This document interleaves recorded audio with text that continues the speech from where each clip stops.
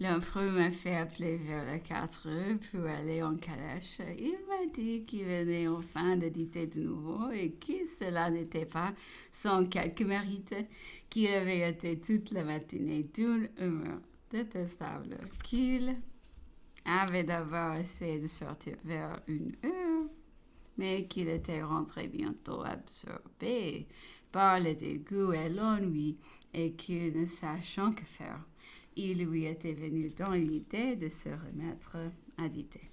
Il y avait longtemps que l'empereur avait interrompu le travail régulier de ses mémoires. Ma campagne d'Italie était finie depuis plusieurs mois. Sa d'Égypte de Bertrand l'était aussi. Le général Gogo avait été fort malade. Tout cela avait amené des lacunes qui avaient créé le dégoût. L'empereur en était demeuré là et ne se sentait pas le courage de s'y remettre. J'ai profité de ce qu'il venait de dire pour lui observer que cette idée était pour lui le seul moyen de tromper son ennemi. Ennui. D'user le temps est pour nous inestimable avantage d'acquérir des véritables trésors chers à l'honneur, à la gloire de la France, qui était d'une importance réelle qui continua son histoire. Chacun de nous assurait-je donnerait volontiers un sein pour l'obtenir. Il le devait à sa mémoire, à sa famille, à nous. Où son fils trouverait-il sa véritable histoire? Qui pourrait la lui tracer dignement sans ces documents précieux? Que des choses finirions avec Napoléon? Nous qui l'enterrions jadis, qui servions-nous alors? Qui n'avons-nous pas appris ici? L'empereur répondit qu'il allait se remettre et il a posé la question sur le plan à suivre. Serait ça une histoire? Serions ceux des annales? Il a discuté longtemps sans pouvoir rien arrêter. À dîner, il a dit: J'ai été fort grondé aujourd'hui sur ma paresse. Je vais donc me remettre au travail. Attaquer plusieurs points à la fois, chacun aura son lot. Hérodote n'a-t-il pas, je crois, donné le nom des muses à ses livres, a-t-il dit en me regardant.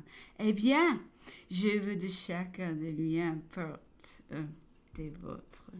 Il n'aura pas jusqu'au petit manuel qui n'est le sien. Je vais entamer la consulat avec mon talent. Gorgo aura quelques autres époques et des batailles détachées et le petit manuel fabriquera les pièces et les matériaux de l'époque de couronnement. Mercredi 5. L'empereur est sorti vers les 4 heures. Il ne se portait pas bien du tout. Il avait pris un bain de 3 heures. La température était pourtant délicieuse. C'était une belle soirée d'Europe. Nous avons été joindre la calèche en promenant et avons fait notre tour accoutumé. Notre conversation était sur l'ancienne école militaire de Paris. Le luxe qu'on y employait à notre égard, la sévérité au contraire que l'empereur avait établie dans le sien. À l'école militaire de Paris, nous étions nourris, servis magnifiquement, traités en toutes choses comme des officiers jouissants d'une grande aisance, plus grande que celle de la plupart de nos familles, plus grande que celle dont la plupart de nous devions jouir en jeu. L'empereur, dans ses écoles militaires, avait voulu, disait-il, éviter ce travers. Il avait voulu surtout que ces jeunes officiers qui devaient commander un jeu des soldats, ils ont commencé par être eux-mêmes des vrais soldats. Ils ont pratiqué eux-mêmes tous les détails techniques, ce qui est un avantage immense, disait-il, dans le reste de la vie, pour pouvoir les suivre et les faire observer dans ce qu'ils doivent faire au mieux. Ainsi, à Saint-Germain, les jeunes gens pinçaient eux-mêmes les chevaux, apprenaient à le faire, À son sire observé en tous les détails correspondants, il était vraiment à la chambre, mangeant à la gamelle. Et tout sans que le reste des instructions analogues à leurs conditions futures ont souffert aucunement. En un mot, ils ne sortaient qu'ayant réellement gagné leur grade d'officier et capable de commander et de faire et des soldats. Aussi, disait l'empereur, si les jeunes gens qui se présenteront dans les cœurs à l'origine de cette institution et feront reçu d'abord avec une grande jalousie, du moins fut-on obligé de rendre pleine justice à leur tenue et à leur capacité.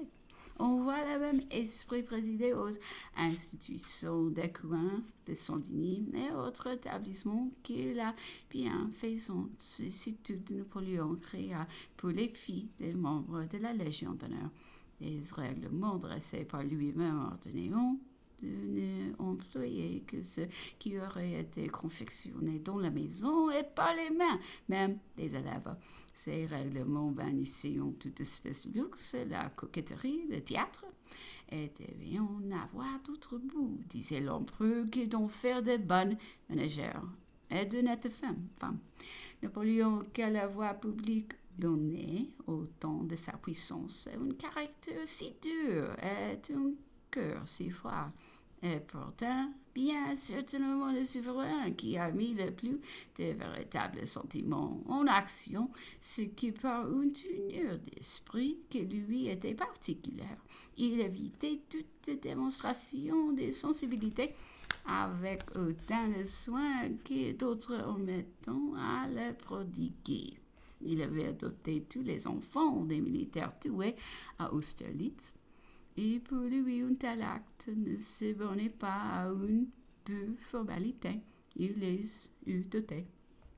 J'ai dit de la bouche d'un jeune homme qui me l'a raconté depuis mon retour en Europe, et encore avec les larmes de la reconnaissance, qu'ayant été assez heureux, sortant à peine de l'enfance peut donner une preuve de dévouement qui avait été remarquée.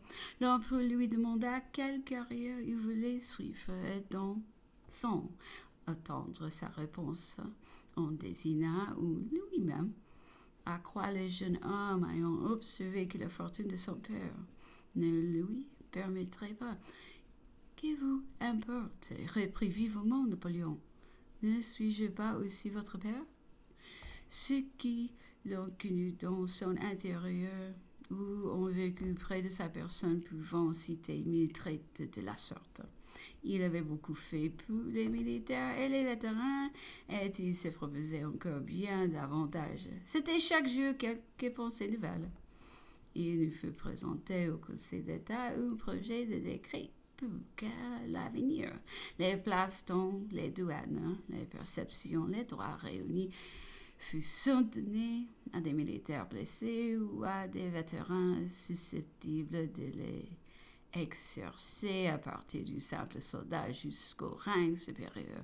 Et comme ce projet était reçu avec froideur, l'empereur adressant son étage ordinaire à l'un des opposants, le sommant d'aborder franchement la question et de dire toute sa pensée. Eh bien, sire, dit monsieur Malouet, c'est que je crains que les citoyennes ne se trouvent heurtées de se voir préférer le militaire. Monsieur, repartit vivement l'empereur, vous séparez là ce qui ne l'est pas les citoyens. Oh. Et les soldats aujourd'hui ne font qu'un. Dans la crise où nous nous trouvons, la conscription atteint tout le monde. La carrière militaire n'est plus une affaire de goût.